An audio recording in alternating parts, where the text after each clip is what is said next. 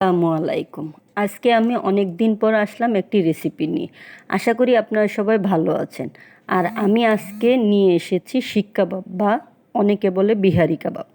এই কাবাব অসম্ভব মজার হয় বা সুস্বাদু হয়ে থাকে। আপনারা তৈরি না করলে বুঝবেন না। চলুন কথা না বাড়িয়ে আমরা মূল রেসিপিতে চলে যাই। আমি প্রথমে দুটি বড় সাইজের চিকেন ব্রেস্ট নিয়ে নিলাম। আমি এগুলোকে ভালো করে পরিষ্কার করে নিয়েছি। এগুলোকে এখন আমি পাতলা পাতলা করে কেটে নেব। আমি কেটে নিয়েছি। আমি কিভাবে কেটে নিয়েছি আপনাদেরকে দেখিয়ে দিচ্ছি। এগুলোকে বেশি পাতলাও করা যাবে না, আবার বেশি মোটাও করা যাবে না। বেশি পাতলা করলে কাঠিতে গাঁথার সময় ছিঁড়ে যাবে, তাই একটু মোটা করেই কেটে নিতে হবে। আমি একটি বাটির মধ্যে উঠিয়ে নিচ্ছি। এখনই এর মধ্যে দিয়ে দিব স্বাদ মতো লবণ। আমি স্বাদ মতো লবণ দিয়ে দিচ্ছি, আপনারা আপনাদের টেস্ট অনুযায়ী দিয়ে দিবেন। আমি প্রথমে হাফ চামচ দিয়েছি, এখন আবার হাফ চামচ দিলাম, মানে 1 চা চামচের মতো দিয়ে দিচ্ছি। আর দিয়ে দিচ্ছি 2 টেবিল চামচ লেবুর রস। লেবুর রসটা দিলে কি মাংসর গায়ে জুসি ভাবটা থাকে, খেতে কিন্তু অসাধারণ লাগে।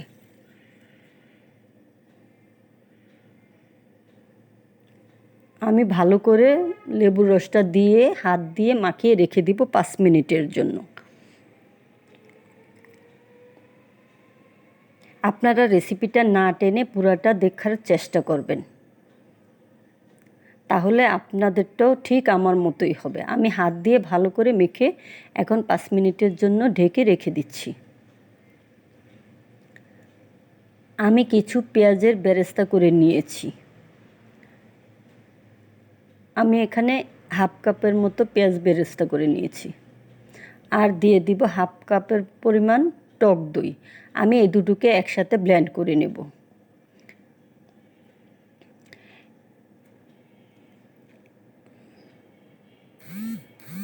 এখন আমি মাংসর মধ্যে একে একে মশলাগুলো দিয়ে নেব।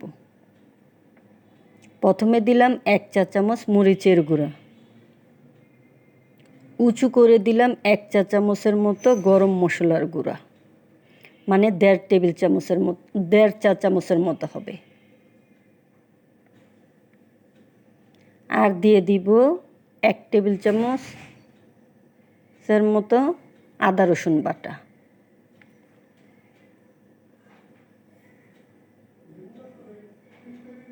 2 চা চামচ সয়া সস, আর টেস্টের জন্য দিয়ে দিব কিছু সামান্য টেস্টিং সল্ট। আপনারা চাইলে দিতেও পারেন, আবার না দিলে স্কিপও করতে পারেন। টেস্টিং সল্টটা দিলে আসলে স্বাদটা বাড়িয়ে দেয়। আর পেঁয়াজ এবং টক দই যে ব্লেন্ডার করে রেখেছি সেগুলো এখন দিয়ে দিলাম। এখন সব উপকরণগুলো একসাথে হাত দিয়ে ভালো করে মেখে নেব। ঢেকে রেখে দিব আধা ঘন্টার জন্য। হাত দিয়ে আমি ভালো করে মেখে রেখে দিচ্ছি। আধা ঘন্টার বেশি রাখার দরকার নেই, আধা ঘন্টা রাখলেই যথেষ্ট। আর বেশিক্ষণ রেস্টে রাখলে কাঠিতে গাঁথা যাবে না, ছিঁড়ে যাবে, তাই আধা ঘন্টা রাখলেই হবে। আমি একটি বাটিতে কিছু পানি নিয়ে নিলাম, এর মধ্যে আমি কিছু কাঠি ভিজিয়ে রেখে দেব আধা ঘন্টার মতো। আধা ঘন্টা পর আমি মাংসগুলোকে গেঁথে নেব। আমার আধা ঘন্টা হয়ে গেছে, এখন আমি মাংসগুলোকে নিয়ে নিচ্ছি, একে একে গেঁথে নেব কাঠের মধ্যে। আমি কিভাবে ঢুকাচ্ছি আপনারা দেখলেই বুঝতে পারবেন। কাঁথা সেলাইয়ের মতো করে আমি গেঁথে নিচ্ছি, আর চেপে চেপে কাঠের মধ্যে ঢুকাতে হবে।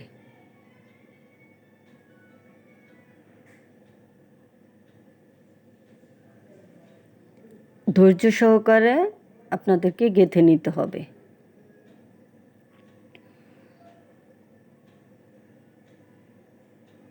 খেতে কিন্তু অসাধারণ লাগে। আপনারা একবার হলো বাসায় তৈরি করবেন, আর এই কাবাব আপনারা রুটি অথবা পরোটা, পোলাও, ভাত সব কিছুর সাথেই কিন্তু খেতে পারেন। খেতে কিন্তু অসাধারণ লাগবে।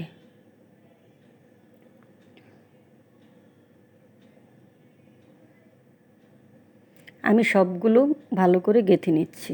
দেখুন, এই তো তৈরি হয়ে গেল একটি। আমি আপনাদের বোঝার জন্য আরেকটি গেঁথে দেখিয়ে দিচ্ছি।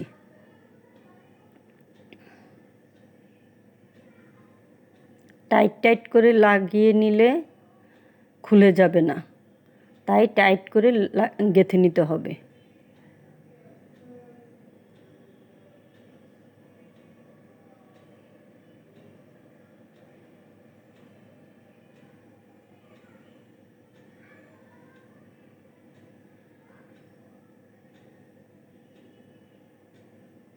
আমার এই রেসিপি যদি আপনাদের ভালো লাগে তাহলে লাইক, কমেন্ট, শেয়ার এবং সাবস্ক্রাইব করে দেবেন।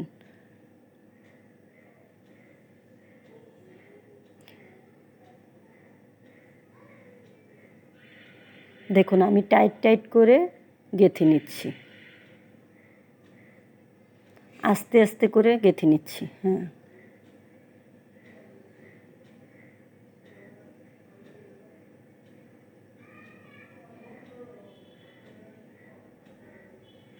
এই তো দেখুন তৈরি হয়ে গেল কাবাব। এরকমভাবে আমি সবগুলো তৈরি করে নিয়েছি।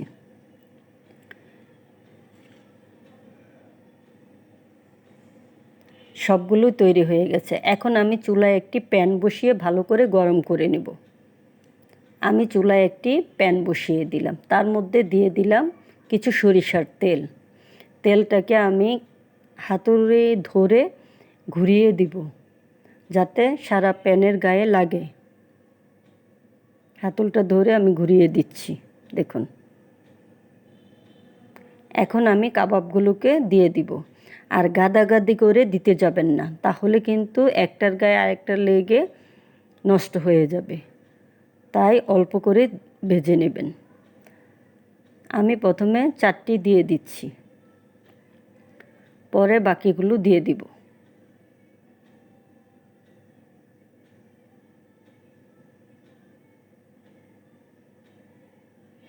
চুলার আঁচটা কিন্তু মিডিয়ামে থাকতে হবে। বেশি বাড়িয়েও থাকা যাবে না এবং বেশি লোতেও থাকা যাবে না। বেশি বাড়িয়ে দিলে পুড়ে যাবে, আর লোতে দিলে কিন্তু পানি উঠে যাবে। তাই আমাদেরকে মিডিয়াম আঁচে রান্না করে নিতে হবে। আর আমি এগুলোকে উল্টিয়ে পাল্টিয়ে শেপ করে দিচ্ছি। আপনারা কিছুক্ষণ পর পর উল্টিয়ে দিবেন, তাহলে শেপ এসে যাবে। শেপ আসার জন্য কিন্তু আমাদেরকে একটু পর পর উল্টিয়ে দিতে হবে। না তৈরি করলে কিন্তু একদম বুঝবেন না খেতে যে কত অসাধারণ হয়েছে। আপনারা বাসায় একবার হলো তৈরি করে দেখবেন, আপনাদের অবশ্যই অবশ্যই ভালো লাগবে।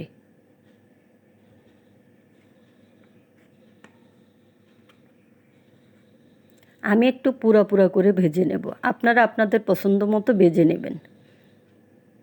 আমার সবগুলো কিন্তু ভাজা হয়ে গেছে। এখন আমি তুলে নিচ্ছি। দেখুন, আমি এরকমভাবেই সবগুলো ভেজে নেব। আর কাবাব কিন্তু সাধারণত সরিষার তেল দিয়েই ভাজে। চেষ্টা করবেন সরিষার তেল দিয়েই ভাজতে। দেখুন, আমার সবগুলো কিন্তু ভাজা হয়ে গেছে। দেখতে কত অসাধারণ লাগছে, খেতেও কিন্তু খুব ভালো। আপনারা অবশ্যই তৈরি করে খাবেন, আর আমার কমেন্টে জানাবেন কেমন হয়েছে কমেন্ট করে। আপনারা সবাই ভালো থাকবেন। আল্লাহ হাফেজ।